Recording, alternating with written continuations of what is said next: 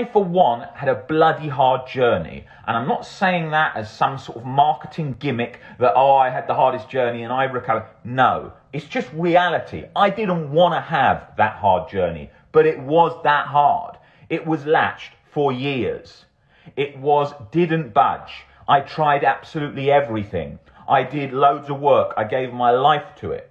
So I know what it does, what it takes to often to get that relief. I got to positions, don't get me wrong, where I was feeling lower anxiety, lower chronic guilt, but it never fully went. I never felt like, oh, you know, I'm sitting in the theatre or whatever, and I'm sitting there and thinking, oh, I'm feeling completely at peace. It was never that. Like the stomach was always tight. The guilt was always there, like I was going to jail or something. And what made it harder is the community didn't really recognize that. So I was like, look, I'm still stuck. And everyone used to say, oh, you must be doing it wrong. You need to look at more Claire Weekes. You need to change your relationship.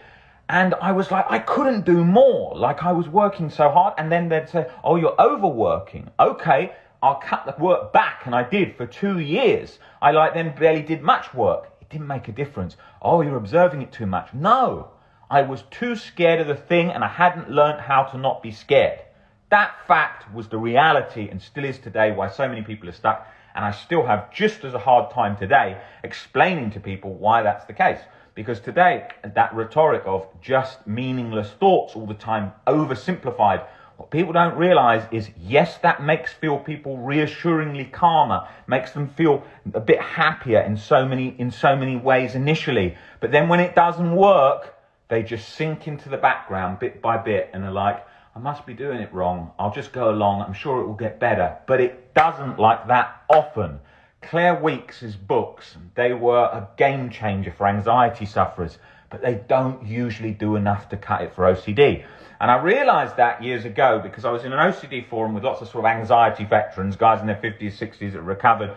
And they used to often say in there to OCD sufferers, Claire Weekes' work is helpful, but for OCD, you often need to get into it in more depth. But at the time, there wasn't that much knowledge on Ellis, so it was kind of limited. So it was a bit of a sort of like those people were very lost at that point. So, and I was very lost at that point. So it's so key to look at what exactly is scaring you.